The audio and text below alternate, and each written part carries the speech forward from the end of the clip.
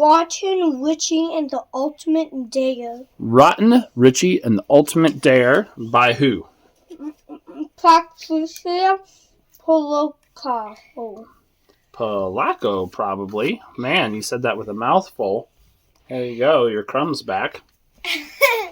Funny. All right, well, let's go and see what Rotten Ritchie and the Ultimate Dare is all about. Good. They have good illustrations.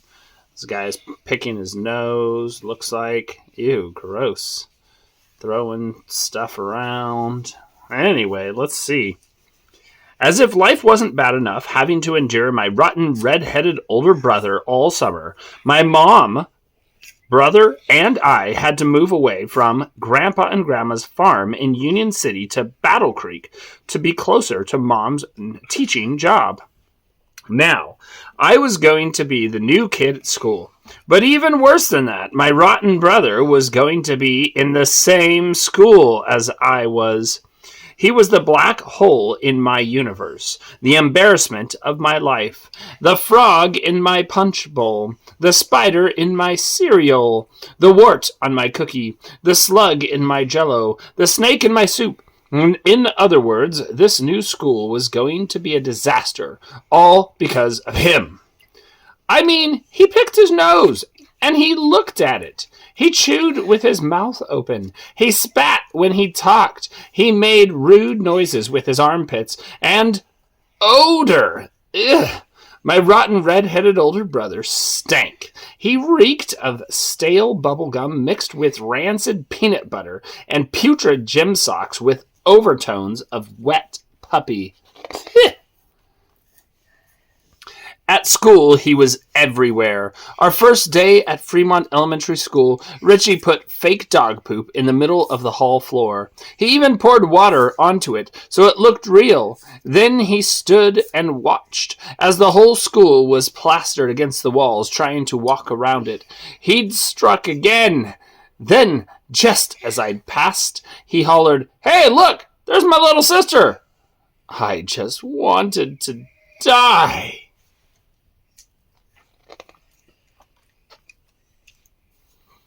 As time passed, I managed to make some good friends. After all, they knew it wasn't my fault to have someone like Ritchie in my family. One night at the dinner table, I was telling Mom about ballet class and our upcoming recital. I heard the mayor will be there. His daughter dances at Miss Barnett's, and Mama, Miss Barnett picked me to do the special adagio with Paul LeBlanc. I squealed. He's the best dancer in the whole school. My brother snorted and rolled his eyes. Oh, brother. Look, Mama, I do a grand tour jet and a ronde de jambe en l'air, and almost 36 I can't even speak this French. Releves. I got up and I demonstrated. Mom clapped and cheered. Aha, I can do that with my eyes closed, Ritchie croaked. You cannot, I protested. Can too, he countered. Cannot, I screamed. Too, he said with a sneer.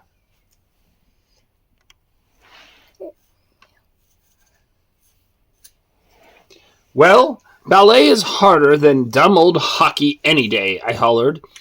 Is not, he chortled. All hockey is skating around in circles with a crooked stick, chasing a little lump of rubber. Babies can even do that, I bellowed. Stop it, both of you, Mom scolded. What difference does it make, as long as you are both doing what you enjoy? All the rest of the evening, Ritchie danced around me on his tippy toes, making rude sounds. Tweet, tweet, he teased. Then, just before I got into bed, he stuck his head in my doorway and made kissing sounds and said, Trisha's in love with Paul LeBlanc. Tweet, tweet, tweet. The next morning at school, I could hear his weaselly voice echo down the hallways. He was telling his greasy little friends on the hockey team about my doing a baller duet with Paul LeBlanc. Then they all laughed and made tweeting sounds and danced around on their tiptoes, too. They kept it up all day. Finally, I had enough. At recess, my two friends from ballet class and I marched up to Ritchie and his friends on the hockey team. "Oh, Ritchie," I cooed, "if you think ballet is so darn easy, come to my ballet school. Be in my recital." I crossed my arms and waited for his answer. Ritchie's friends chuckled, but they were watching Ritchie to see what he would do. "Humph," is all he could manage to say. "I dare you," I said defiantly as a crowd gathered around us. Ritchie's eyes darted around nervously. Now I had him. "I double dare you," I added as I drew up nose to nose. His friends snapped to attention. They all eyed Ritchie. Ritchie just stood there snorting and steaming at me. "I triple dog dare you, with skin dews and 2-ups, I sneered. Oh. His friends reeled in disbelief. I had breached etiquette in passing double dog dare and going directly to the triple with skin dews and 2-ups. Now there was no way out for him. He had to accept. He kicked the ground. "Well," he muttered. Then his eyes narrowed. Okay, I'll do it." I looked triumphant as everyone cheered. Ritchie and his teammates suddenly dropped to a close huddle. They whispered for a time, then they all looked at me. "On one condition," Ritchie leered. "All go to your dumb ballet classes, learn your dumb old dances, and be in your stupid old recital, but only if you practice with the team and play one game with us." His teammates glared at me. I thought for a moment. After all, I had poise, I had great balance, I had endless stamina. Ballet had given me all of that, and hockey was only skating. And I loved to skate. What could be so hard about this? "Okay, dog breath, you're on," I heard myself saying. "Okay, twerp, our game is next week, so you'll have a week to practice." "No sweat, burlap," I shot back. "You'll have a month to practice for my recital." Ritchie got permission from his coach and the league to let me practice and to play just one game. I guess it wasn't easy, but he managed to do it, and I practiced hard all week. The next week, all of Fremont Elementary School was there for the game. Even Mr. Thomas, the principal. He and all of his teachers were in the front row, and I was a little nervous. The coach's wife helped me suit up in the closet of the locker room. "Geez, this stuff is heavier than it looks," I said to her.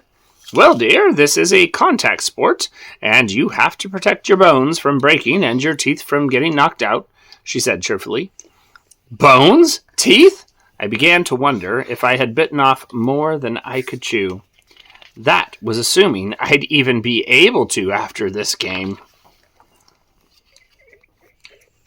By the time Ritchie helped me out onto the ice with the rest of the team, I could hardly stand up. But the more I skated around, the better I felt. A whistle blew, and everyone cheered for our team. "The Battle Creek Beavers!" I raised my hand to wave and fell flat on my behind. It was slippery out there. One of the beavers helped me up. That's when I saw the team we were playing against. They exploded onto the ice. My stomach turned. The Saginaw Sonics? Each and every one of them must have weighed 400 pounds.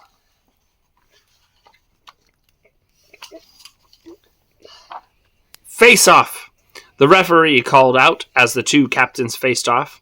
They looked real mean at each other. The referee was about to drop the puck when...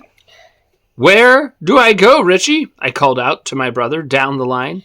"Just stay out of the way. When that puck hits the ice, that race is on. Then the ref dropped it. There was a blur of sticks, flashing jerseys, and piping skate blades. I headed straight for the wall to hang on. I saw the puck heading for me. It bounced off the wall and stopped right next to me. I just stood and looked at it. Hit it! Hit it! The Beavers yelled at me. I heard what sounded like a locomotive and saw the Signal Sonics closing in. Boom! They plastered me against the wall. Their sticks zinged, banged, and cracked as they tried to get the puck. Finally, a whistle blew, and they piled off of me. All the patting sure didn't seem to help much. You let 'em body check, you twerp. I told you to stay out of the way, my brother yelled as he zoomed by. The teams faced off over and over again. Now I knew what to do. Stay away from both teams. I saw Ritchie line up the perfect shot at the Sonics' goal. Just as he was about to slap it in, one of the Sonics put out a stick and tripped him. I steamed right up to that big old Sonic and I beamed him with my stick. You're not playing fair, I screamed. I heard a whistle blow. The referee grabbed me, opened the side gate, and threw me onto a bench. High sticking, he bellowed. Penalty goes against the Beavers. Number 12, 5 minutes in the penalty box. So, that's what was happening. This was sweet. All I had to do was trip a Sonic with my stick, and I would be sent to the penalty box? I could stay in here for the whole game. By golly, my plan worked like a charm. I spent most of the entire game in the penalty box. By the third period, the score was 4-4. Our team had played a great game. The Beavers outskated, outshot, and outplayed the Sonics on every front.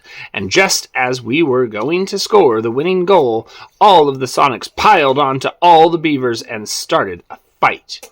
When the fight was over, almost all of the Sonics, except the goalie, were in the penalty box. All of the Beavers were too. You're back out on the ice, 12. Let's go, the ref barked as he opened the door and pushed me out.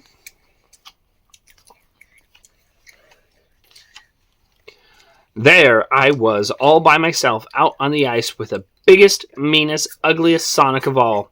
It was their shot, and I alone had to guard our sole goal. I hung to the net for dear life. The crowd was dead silent. The puck was dropped, and the Sonic barreled down the ice, heading straight for me. I heard him make a slap shot. Then I saw him leap into the air and land right on top of the net. He bounced off, and then he just lay there out cold. That's when I felt it. I had the puck in my hand. He hadn't made the goal. I'd caught it. The crowd exploded. Skate the puck to their goal, twerp. You have 30 seconds to do it, heard my brother yell. I steadied the puck with my stick and pushed it ahead of me as fast as I could. The Sonics' goal seemed miles away. The clock was ticking. The crowd was calling out in the seconds. Then the puck got away from me. I slid back up to it, closed my eyes, and slapped the puck as hard as I could. The buzzer sounded the end of the game. It was all over when I opened my eyes. There was the puck, smack in the Sonics' net. I had scored the winning point! That's my sister! I heard my brother call out as the crowd roared. Roar!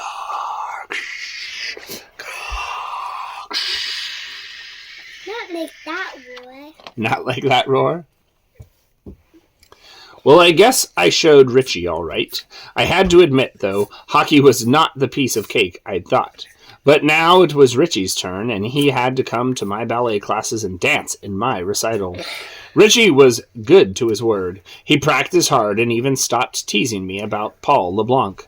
Finally, the night of the recital had arrived.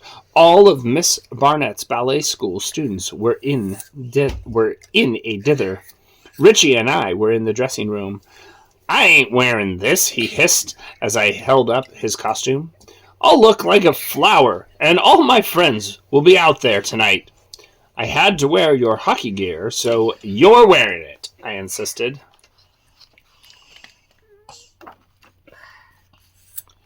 Ritchie complained, as we all did our warm-ups and at the bar. He complained when he put on our stage makeup, and he complained after all that he was too exhausted to go on. Guess it's not as easy as you thought, huh? I sneered. We peeked out of the curtain. The whole school was there. Again, Ritchie turned so red his freckles almost disappeared. On stage, people, Miss Barnett called out as she clapped her hands. We took our places on stage, and the music began, and the curtains parted. All of us were in the perfect fifth positions. All of us except Ritchie. His feet were turned in instead of out, as we started our dance in unison. He jumped when we glided. He twirled when we leaped. When we glissaded upstage, he glissaded downstage. When we did our pas de chat, Ritchie hopped around like a rabbit.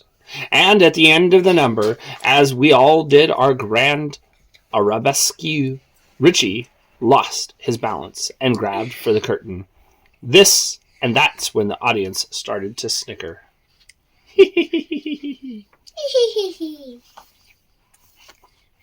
The next two numbers went very, very well, because Ritchie wasn't in them. Ritchie hid from all of us during the intermission. When it was time for the Neela number, the main number of the second part of the recital, Ritchie was a wood nymph. All he had to do was one single tourette. Just one tourette. Well, he did it. He did it all right, and he landed right on Paul LeBlanc. Paul lost his balance and fell into a fairy tree. The tree tipped, knocked over a gazebo, and finally fell through the backdrop. As we were all doing our twirls across the floor, we knew to watch a spot so that we wouldn't get dizzy. Ritchie didn't, so he twirled and got so dizzy that this time he grabbed the curtain and almost swung off the stage, and the audience roared with laughter.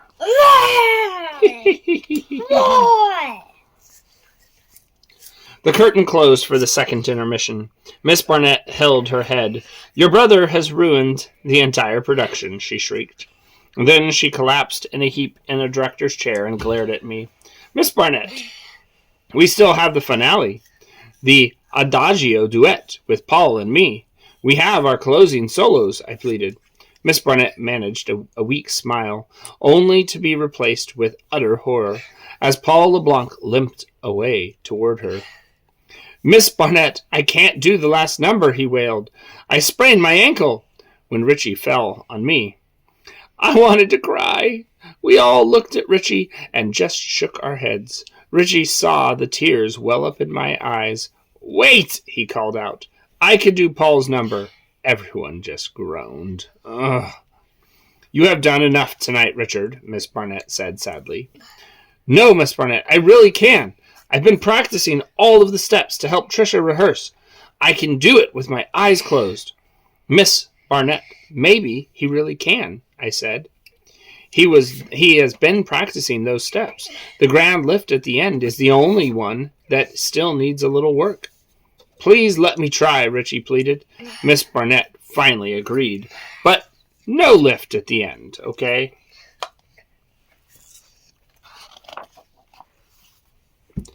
Paul's costume fit Ritchie perfectly. We took center stage, the music started, and the curtain opened. The audience started to giggle, but as we took our first steps, Ritchie was in complete unison with me. He lifted me when he was supposed to. He was doing the right steps in the time with the music. He was actually graceful with the audience, and they weren't laughing anymore. When Ritchie took his pose while I did my solo, I danced around the entire stage and then did 36 consecutive relevés across the stage, on point. Everyone leapt to their feet and cheered. Then I posed, and it was Ritchie's turn to take Paul's solo. I had no idea what he was going to do. I wasn't sure if he knew all of Paul's dance. To my astonishment, Ritchie did the highest leaps I had ever seen. The audience clapped, and then he was ready for the final pirouette. He pointed, snapped his leg in jeté, and spun. He was a blur. He must have done 10 consecutive turns. I lost count. Ritchie gestured for me to join him. Paul and I were supposed to do the grand leap here. Ritchie, we can't do this, I whispered. Come on, kid. Let's give them their money's worth. He winked. He whirled me around and lifted me above his head. He threw me up and caught me and then spun me out. I ran stage left and did a grand jeté.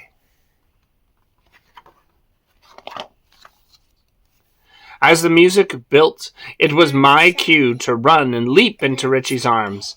He was to lift me over his head and hold me there while he spun and hurled me into my last arabesque. My heart was in my throat. I looked at his face. I closed my eyes and I ran directly at him. I leapt high into the air. Please don't let Ritchie mess up, I prayed. I was airborne. I could see Miss Barnett cover her mouth and gasp. I was airborne.